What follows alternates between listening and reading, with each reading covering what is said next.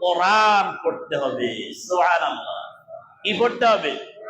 রাসূল আকরাম সাল্লাল্লাহু আলাইহি ওয়াসাল্লামের উপর যখন ওহী নাযিল হলো, কি দিয়ে শুরু হয়েছে? ইকরা বিসমি রাব্বিকাল্লাযী খলাক। পড়ো মুহাম্মদ। কি পড়ো? কি পড়বে? কোরআন পড়বে। কি পড়বে? তাহলে কোরআন তেলাওয়াত শিখা এটা ফরজ। কোরআন তেলাওয়াত শিখা কি অর্ডার কার? না আমাদের? এই কোরআন শরীফে আসেনি। কোন সূরা? সূরায়ে আলাক।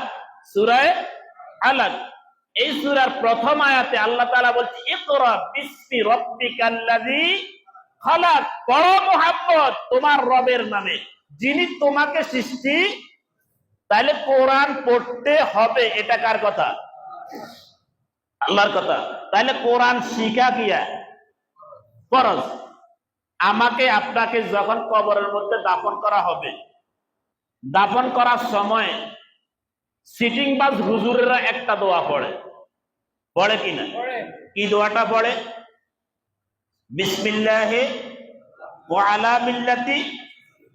আর কয় না কি বিসমিল্লাহি। যাকে কবরের মধ্যে শোয়াইলো সেই হলো বেনামাজ। যাকে কবরে রাখা হলো সে কোরআনের সাথে দুশ্মনী করছে। যাকে কবরে রাখা হলো সে জমিনে রাইল ফেলছে। যাকে কবরে রাখা হলো সে অন্যের জমি নিজের নামে লিখে লইছে। কথা বলা করে বুঝিয়ে। যাকে কবরে রাখা হলো সে সুদের সাথে সম্পর্ক ছিল। যাকে কবরে রাখা হলো তার ঘুষের সাথে সম্পর্ক ছিল। যাকে কবরে রাখা হলো কোরআন প্রতিষ্ঠার আন্দোলনের সাথে যার কোনো সম্পর্ক ছিল না, এমন ব্যক্তিকে যখন রাখা হলো, রাখিয়া বলছেন কি বিসমিল্লাহি ওয়া আলা মিল্লাতি রাসূলুল্লাহ। একদম আঞ্চলিক ভাষা বলে আল্লাহর দলে রাসূলের গাড়ে তাকে দিয়ে দিলাম। ভালো করে খেয়াল করে, আল্লাহর দলে রাসূলের গাড়ে দিয়ে দিলাম।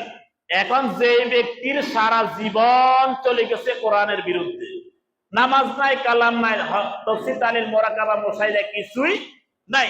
এখন আল্লাহ হাসে, ফেরেশতারাও হাসে। তুই হুজুর সিটিং, তোরে সিটিং। তুই যদি সিটিং না হতি তাহলে তুই তো আগে হল্ডি কা। তুই তো জানস কি? তুই তো জানস। এখন কবরে নেওয়ার পরে, দাফন করার পরে মন কান্ন কিরে আসবে? আসবে কিনা? শুধু হুজুর করলে আইবো, আন্না করলে আইতো না? আইবো নি? জোর করে কেন আইবো নি? আইবো। আয় প্রশ্ন করিব কোগা? তিন গা। মুমিন ব্যক্তির করিব চার গা। সুবহানাল্লাহ বলেন। মুমিন ব্যক্তির করিব কোগা? আর কাফের মুনাফিকদের জন্য হইলো তিন গা। এক, মার রাব্বুকা ওয়া মা দীনুকা মান হাযার রাজুল আল্লাযী বুইসা ফীকুম।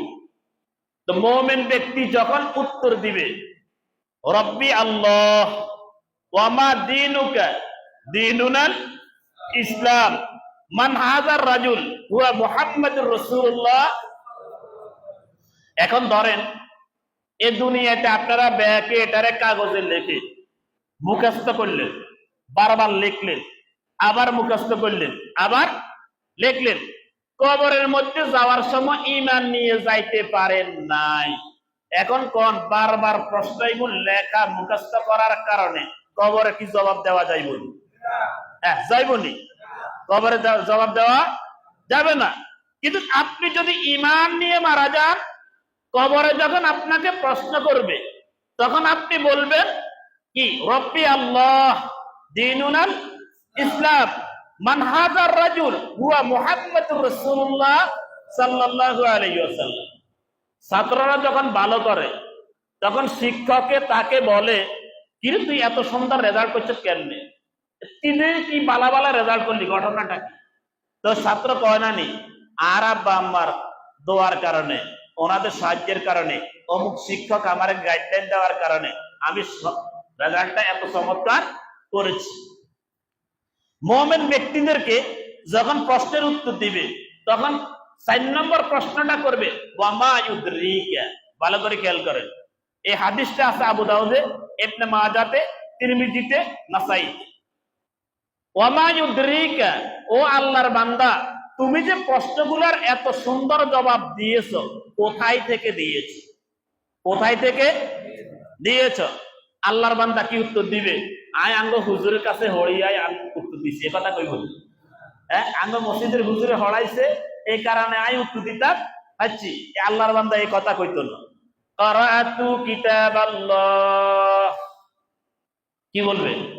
কারাতু, পরে কয় না, কারাতু কিতাবাল্লাহ, কারাতু আমি পড়েছি, কিতাব আল্লাহ, আল্লাহর কোরআন। সুবহানাল্লাহ। তাহলে আমি পড়েছি আল্লাহর কোরআন, আমি পড়েছি আল্লাহর। এখন কোন কোরআন পড়া ব্যতীত কোন ব্যক্তি কবরে প্রশ্নের উত্তর দিতে হয় বলি? সম্ভব নেই। এবার কোন আপনারা কি কোরআন ক্লাসে থাকেন?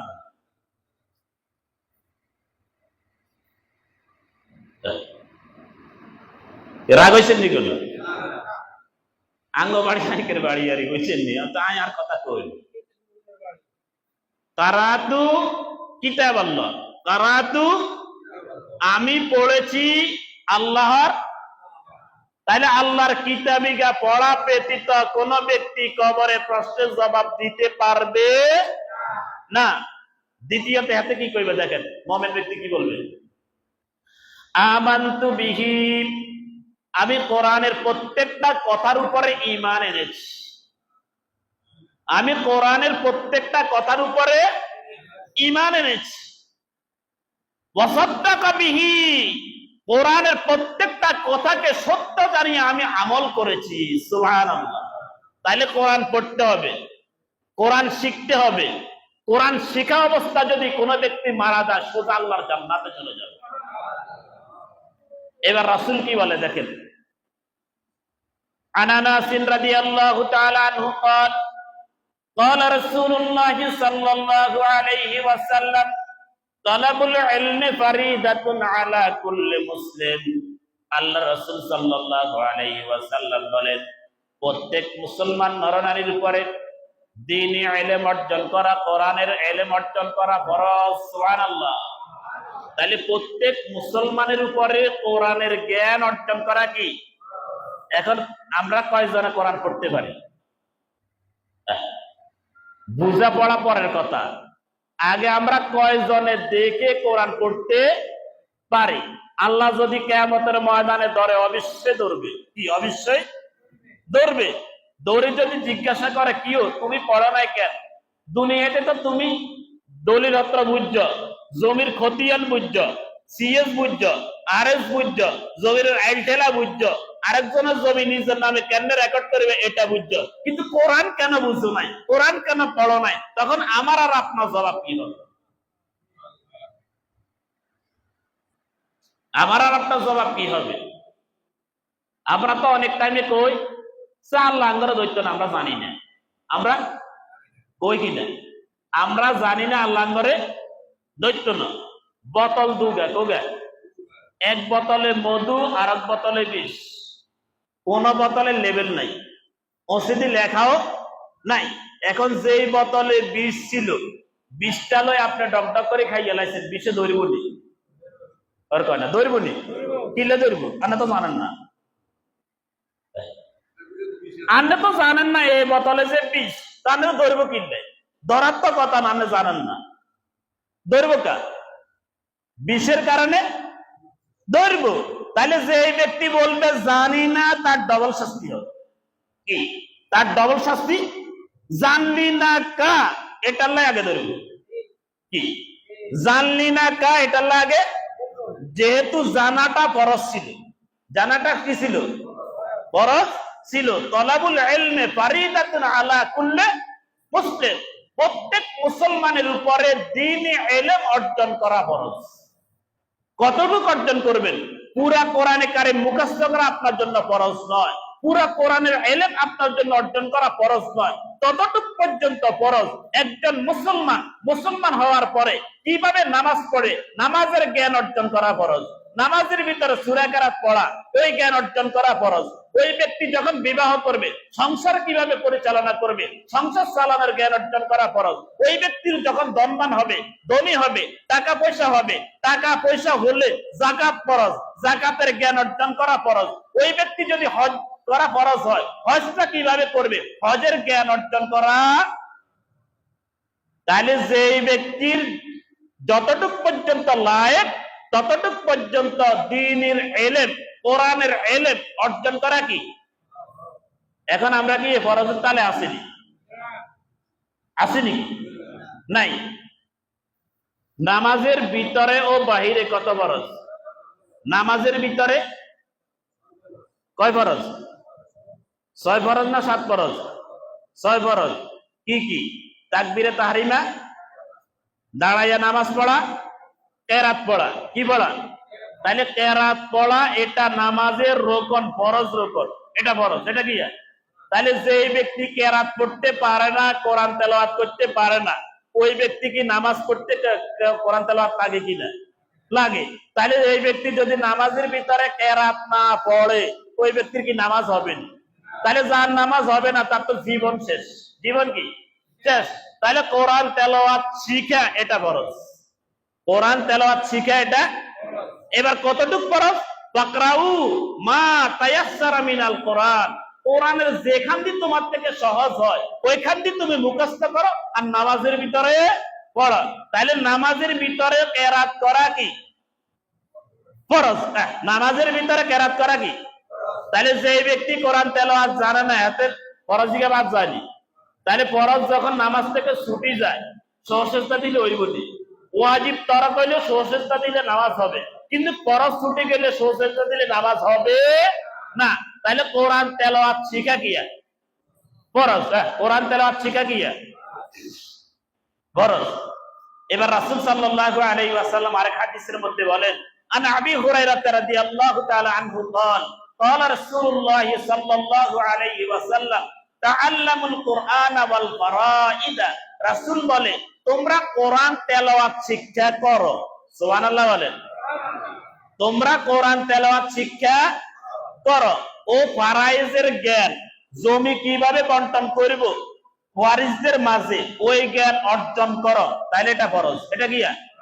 এখন আমরা কি কোরআন তেলাওয়াত শিখি নাকি? শিখি না।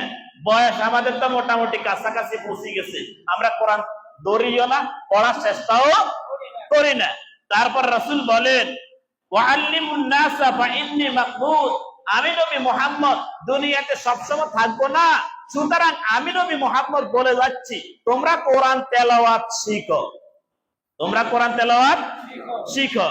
এখন কোরআন তেলাওয়াত শিক্ষা করা এটা কি ফরজ? শিক্ষা করা এটা কি? এখন ফরজ কি শুধু হুজুরদের উপরে না বাঙালির উপরও? সবার উপরে। কিন্তু আমরা কই কি একজনে শিখতে চাইছি, ফরজে কেফায়া একজনে হইলে সারে কি? ফরজে কেফায়া, কিন্তু ফরজে আইন সকলে পড়তে হবে। আপনার নামাজ আমি পড়লে হবে, আপনার রোজা আমি রাখলে হবে, আপনার খাওয়া আমি খাইলে হবে না। না, আপনার নামাজ আপনাকে পড়তে হবে, আপনার রোজা আপনাকে রাখতে হবে। তাইলে যে ব্যক্তি নামাজ পড়তে হবে ওই ব্যক্তির কোরআন তেলাওয়াত শিখতে হবে। কি?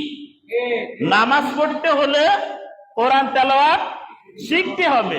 আর কোরআন তেলাওয়াত শিক্ষা করার কোনো বয়স নাই।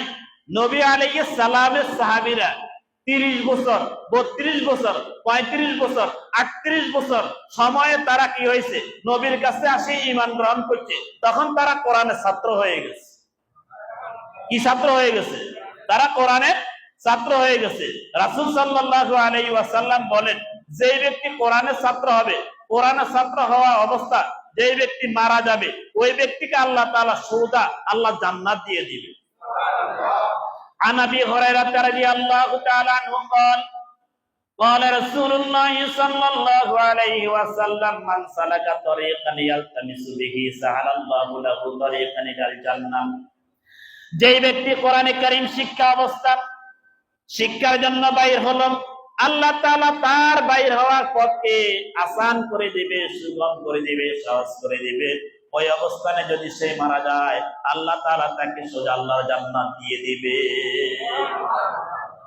তাহলে কি করতে হবে? কোরআন। কি করতে হবে? কোরআন। আজ থেকে শুরু করেন, আজ থেকে শুরু করেন। আর আল্লাহর কাছে বলতে থাকেন আল্লাহ তোমার কোরআনের ছাত্র হয়ে গেছে, তোমার কোরআনের ছাত্র হয়ে গেছি। যে রাসূলের একটা হাদিস আছে, রুব্বা কারিন লিল কোরআন ওয়াল কোরআনু ইয়াল আনহু, কোরআনের এমন কিছু পাঠক আছে যে কোরআনের পাঠকদেরকে কোরআন লানত করে, কিন্তু কোরআনের এমন কিছু পাঠক রয়েছে যারা ভুল করলো আল্লাহ তাআলা তাদেরকে ডাবল সওয়াব দিয়ে দেয়। এক সওয়াব হলো চেষ্টার কারণে, আর এক সওয়াব হলো চেষ্টা করে ভুল পড়ার কারণে, আল্লাহ তাদেরকে ডাবল সওয়াব দিয়ে দেয়। তাহলে এই অবস্থানে যদি আপনি চেষ্টা করেন, কোরআনের মজলিসে বসেন, কোরআন তেলাওয়াত শিখেন, আর আল্লাহর কাছে চোখের পানি ফালাইয়া কাঁদেন, আল্লাহ আপনাকে মাসুম বেগুনাহ ঘোষণা করিয়া দিবেন।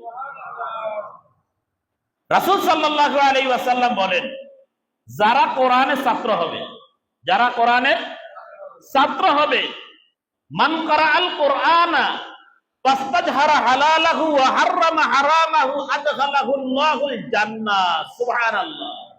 আল্লাহর রাসূল বলেন, যেই ব্যক্তি কোরআন শিখলো, কোরআনের হালালকে হালাল জানলো, হারামকে হারাম হিসেবে বর্জন করলো, ওই ব্যক্তি যদি মারা যায় সোজা আল্লাহ তাকে জান্নাত দিয়ে দিবে, আর তাকে স্পেশাল এমন একটি পাওয়ার দান করবেন। ভালো করে খেয়াল করেন, স্পেশাল এমন একটি পাওয়ার দান করবেন, তার বংশের মাঝে ওয়াসাব্বাহু বিআশারাতিন মিন আহলি বাইতিহি কুল্লুহুম কাদ ওয়াজাবাত মিনান নার, যে তার বংশের মাঝে 10 জন ব্যক্তি জাহান্নামী হয়ে গেছে, জাহান্নামে যাওয়া তাদের জন্য ওয়াজিব। ওই কোরআনের ছাত্র, ওই কোরআনের আলেম, ওই 10 জন ব্যক্তির ব্যাপারে আল্লাহর আদালতে সুপারিশ করলে আল্লাহ তাদেরকে জান্নাত দিয়ে দিবে।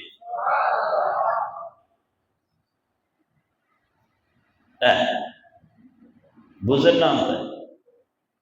যারা কোরআনের ছাত্র, কোরআনের কি ছাত্র, আপনারা হয়তো আঙ্গরে দেখলে কোনারে এত বাড়ি হাইকের বাড়ি, এত বাড়ি বেন দে বিয়াল দে দুপার দে মারানা ইসমাইল এখানে জুমা পড়ায়, তোমরা হুজুরে বেন দেয়া যায়, বিয়াল দেয়া যায়, দুপার দেয়া যায়, কিন্তু আল্লাহ তাআলা এমন এক পাওয়ার দিয়ে দিয়েছে যে পাওয়ারটা আর আল্লাহর কাছে নাই। এমন পাওয়ার যা আপনার বংশের ভিতরে 10 জন ব্যক্তি জাহান্নামী, জাহান্নামে যাওয়া ওয়াজিব, অবশ্যই যাবে, এমন ব্যক্তিকে আল্লাহ তাআলা সুপারিশের দায়িত্ব দিয়ে দিবে। এই 10 জন ব্যক্তির ব্যাপারে তুমি সুপারিশ করো, আজকে তোমার সুপারিশ গ্রহণ করে ওই 10 জনকে আমি আল্লাহ তাআলা জান্নাত দিয়ে দিব। তাইলে আমরা যারা এখানে আছি, আমরা কি আজ থেকে কোরআনের ক্লাসে নাম লেখাইতে রাজি আছি? নামগা লেখাই দেন, অন্তত কিয়ামতের ময়দানে কইতে পারবেন আল্লাহ শিখতাম পারি না, তবে চেষ্টা করছি নাম আছে, চেষ্টা করছি কি আছে, নাম আছে। ইবনে মাজাহ শরীফের হাদিসের মধ্যে আছে যে আল্লাহ তাআলা কিছু বান্দাকে উসিলা ধরে মাফ করবে। কি ধরে মাফ করবে? উসিলা ধরে মাফ করবে। যে বান্দার কোনো আমল নাই, তখন আল্লাহ তাআলা বলবে, আচ্ছা ফেরেশতারা তোরা একটু চাই, আর বান্দার কোন আন্দি কোন নেক আমল কত পাওয়া যায়নি। ফেরেশতারা গাড়ি গুড়ি কইবে আল্লাহ পাওয়া যায় না, কইবে একরেকা চা, ওই এলাকাতে কোনো আলেম ছিল না, তো ফেরেশতারা কইবে আল্লাহ আলেমকে আসিল, কইবে হিগাল্লাহ সম্পর্ক আসেন না, কইবে না হিমাল্লাহ সম্পর্ক আসেন না, কইবে আলেম যে রাস্তা দিয়ে হাঁটতে, এই ব্যক্তি ওই রাস্তা দিয়ে হাঁটতো কিনা। তখন ফেরেশতারা বলবে আল্লাহ হ্যাঁ ওই ব্যক্তি এই রাস্তা দিয়ে হাঁটতেন। আল্লাহ বলবে আমার আলেম যে রাস্তা দিয়ে হেঁটেছে, ওই ব্যক্তি এই রাস্তা দিয়ে হেঁটেছে, এটার উসিলা তাকে মাফ করে দাও। যখন দেখবো যে না হাঁটে না, তো আল্লাহ কইবে আচ্ছা আলেমে কোন দোকানে বা মজলিসে বসেছে, ওই মজলিসে এই ব্যক্তি আসেননি, তো ফেরেশতারা কইবে রব্বুল আলামিন এই ব্যক্তি আসেননি, তা আল্লাহকে এটার উসিলা তারা মাফ করে দেয়। তাইলে সিন্নি খালি যার উসিলা মোল্লা কি, সিন্নি খালি যার উসিলা মোল্লা কি দেন না, হুজুরের উসিলা দাওয়াত দেয়, আর হুজুর যে জায়গায় হয়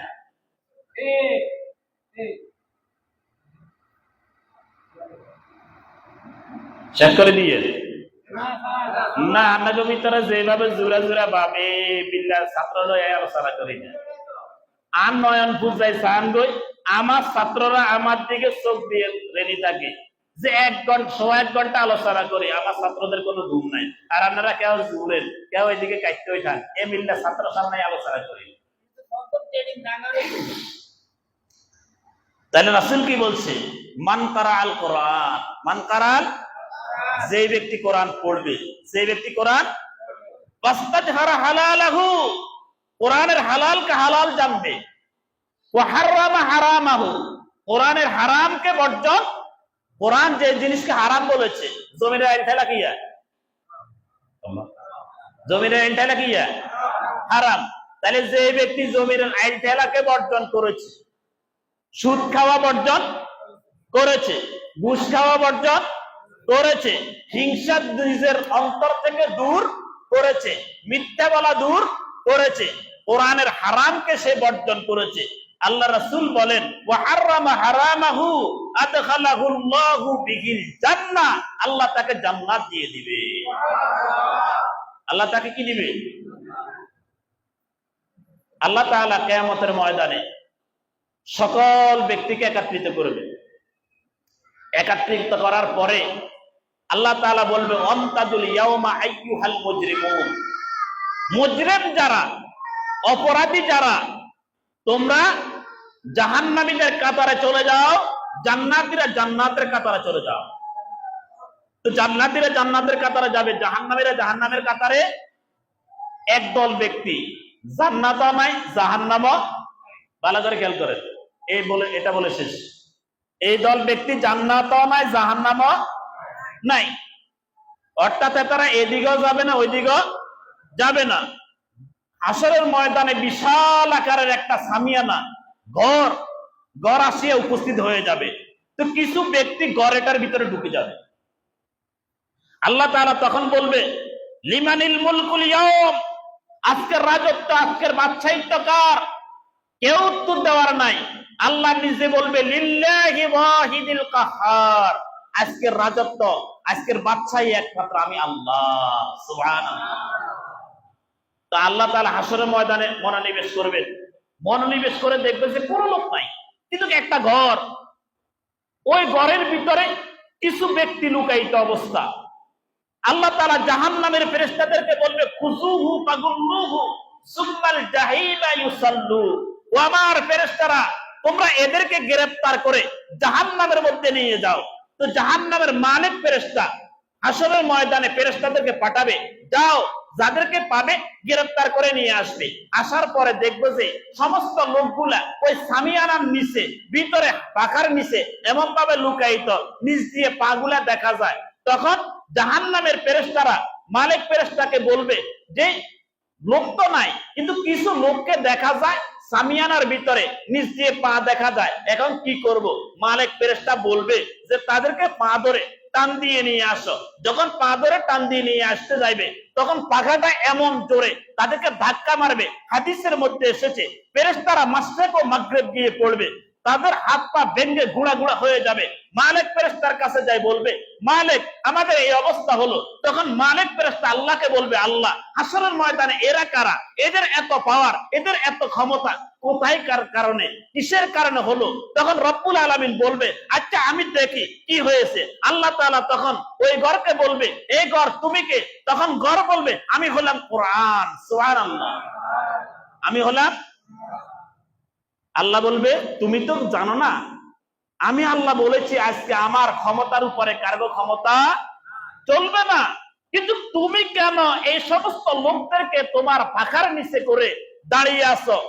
কোরআন বলবে রব্বুল আলামিন এদের তো জাহান্নামের উপর দিয়ে পোলসেরাত, ওই পোলসেরাত চুলের থেকেও চিকন, খুর থেকেও ধার, কিন্তু আপনার এই বান্দাগুলা যাইতে পারবে না, তাদের পথ খরচ নাই, তাদের নেক আমল নাই, ওরা তো পোলসেরাতের উপর দিয়ে যাইলে পাগুলা কেটে কেটে জাহান্নামের মধ্যে পড়ে যাবে। এই অবস্থানে তাদেরকে আমি তো ছাড়তে পারি না। এরা আমার আশিক ছিল, এরা আমার মহাব্বতের ব্যক্তি ছিল, এরা আমাকে ভালোবাসতেন, এরা আমার ছাত্র হয়েছে দুনিয়াতে আমাকে ভালোবাসিয়া, এরা কোরআনের মজলিসে বসতেন দুনিয়াতে আমাকে ভালোবাসিয়া, এরা আমাকে সবসময় তেলাওয়াত করেছে, এরা আমাকে তেলাওয়াত শেখার জন্য সবসময় চেষ্টা করেছে। এখন আমি চাই না এদেরকে আপনি জাহান্নামে দেন। তখন আল্লাহ বলবে দেখ কোরআন, এদের কোনো নেক আমল নাই, সব বদ আমলের কারণে এদেরকে জাহান্নামে দিব।